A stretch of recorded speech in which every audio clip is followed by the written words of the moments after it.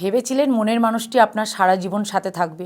যখন সম্পর্কটি শুরু হয় তখন এরকমভাবেই শুরু করেছিলেন যে সারা জীবন একসাথে থাকবো, একে অপরের দুঃখ যন্ত্রণা ভাগ করে নেব। কিন্তু মনের মানুষটি আপনাকে ছেড়ে তৃতীয় ব্যক্তির হাত ধরেছে। খুবই কষ্টের মধ্যে দিন কাটাচ্ছেন, শত চেষ্টা করেও ফিরাতে পারছেন না। একটা ছোট্ট ক্রিয়া আপনি বাড়িতে বসে করুন, দেখুন এই ক্রিয়াটি করলে আপনি সুফল পাবেন। সেটি হচ্ছে আপনি 3টে মাটির প্রদীপ নিয়ে আসবেন। 3টে মাটির প্রদীপ বাজার থেকে কিনে আনার পর আপনি 3 রকম ভাবে জ্বালাবেন। একটিতে ঘি, একটিতে সরিষার তেল আর একটিতে তিল তেল। ঘি দিয়ে যেটি জ্বালাবেন সেটিতে একটু সামান্য হলুদ দেবেন, আর যেটা সরষার তেল দিয়ে জ্বালাবেন সেটা 5টি লবঙ্গ দেবেন, এবং যেটা তিল তেল দিয়ে জ্বালাবেন সেটি 16টা কালো সর্ষে দেবেন, 16খানা কালো সর্ষে দেবেন। এইভাবে 3টি প্রদীপকে সাজিয়ে নিয়ে আপনি ঘিয়ের প্রদীপটি পূর্ব দিকে মুখ করে দেবেন, সরষা তেলের প্রদীপটি দক্ষিণ দিকে মুখ করে দেবেন, এবং তিল তেলের প্রদীপটি আপনি উত্তর দিকে মুখ করে দেবেন। দেওয়ার পরে আপনি অবশ্যই যখন প্রদীপগুলো দেবেন অবশ্যই আপনার মনস্কামনা জানিয়ে দেবেন। আর এই ক্রিয়াটি করবেন আপনি অমাবস্যার পরে